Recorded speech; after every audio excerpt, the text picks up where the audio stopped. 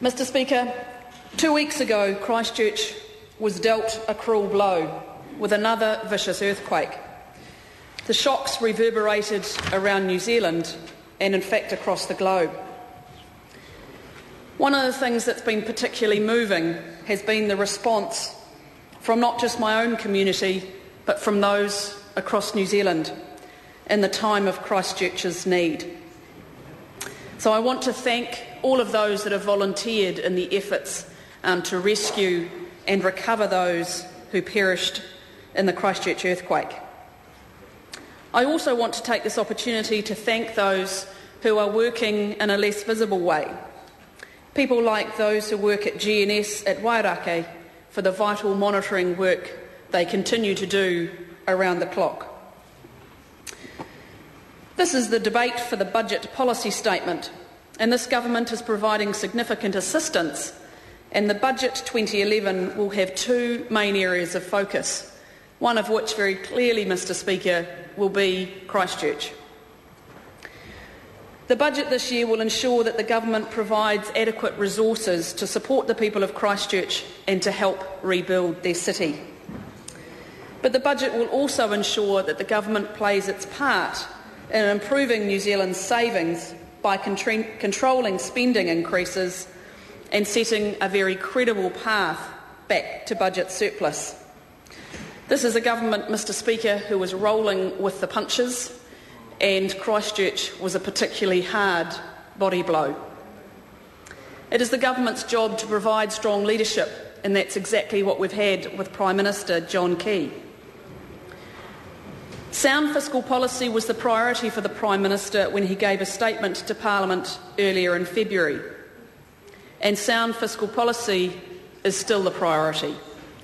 Promoting economic growth, getting our books in order and controlling spending.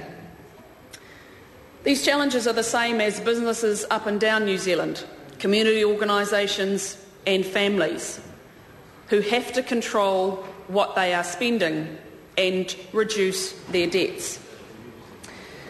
Previous Speaker Mr Parker said the contest is on, 26th of November. Well, Mr Speaker, absolutely it is on. And the biggest gap that is emerging is in the economic policies between this side of the House and that. That side of the House wants to see more tax and more spending. Well, I can tell you, when I talk to my constituents, they know when they work hard every day, they actually want to keep a little more of what they earn. I want to just focus, just for a few minutes, Mr Speaker, on the Christchurch earthquake before coming back to the other planks of our economic policy. Because as we've heard today, Christchurch is an important part of where the government's priority will be.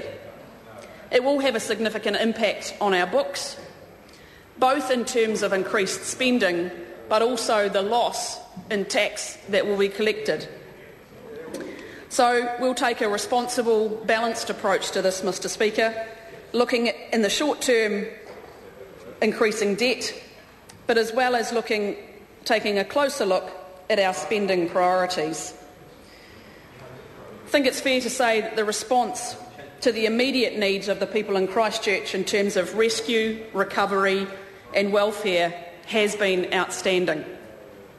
The focus now, though, is restoring and rebuilding the city. So National's saying that we're building the foundations for a stronger economy because we know that is the only way that we will provide New Zealanders with a better future. That's the only way families will have more income through better jobs and therefore improved living standards. This was the Prime Minister's priority before the earthquake, and it will continue to be the priority, because this is a government that is focused on building a stronger future. So we'll continue to rebalance the economy away from debt-fuelled consumption and focusing the government spending towards savings, investment and exports. So I'm actually not sure if the opposition over there has been listening to what the National Government has been saying in terms of priorities. No, we don't listen to lies. So in terms of continuing to build world-class infrastructure, that's what helps businesses compete. If I look at my own electorate, the geothermal developments are a massive part of what is going on in Taupō, and it's exciting to see continued projects like Contact and their Te Mihi project. And that's what will continue to create jobs in my electorate.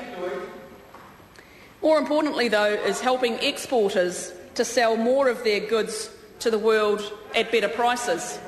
Again, the jobs in my electorate are coming from farming and forestry, so we've got to make sure that our export is growing, not shrinking like it did in the last 5 years of that government.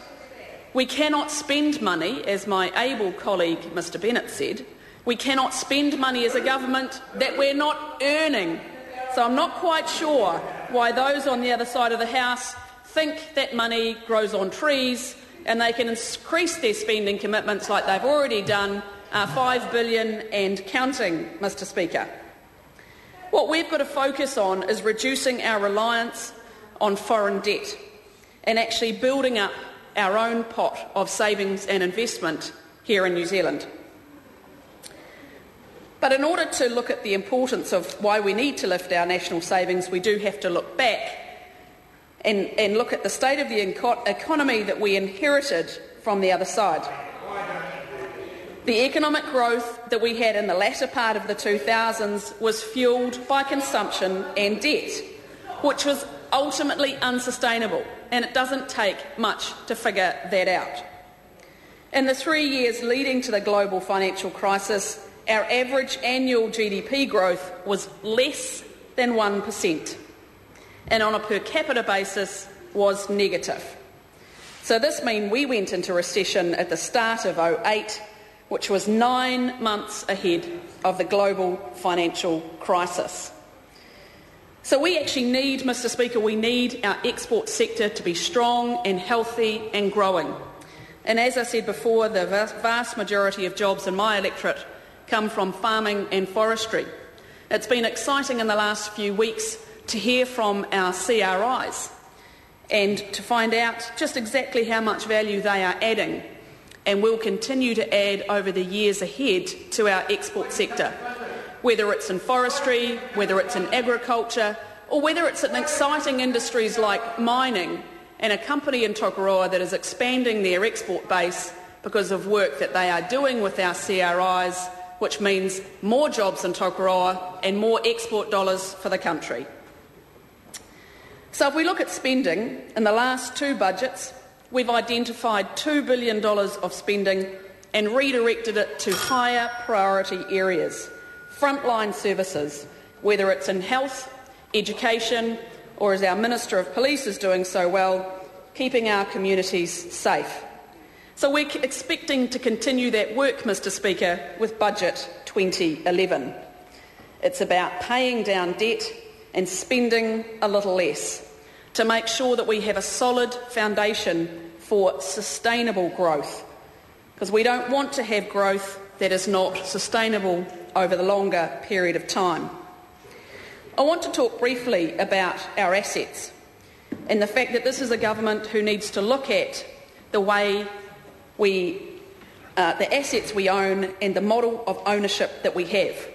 Some of the state-owned enterprises that are being looked at in terms of a change of ownership model, like Mighty River Power, have a significant operation in my electorate.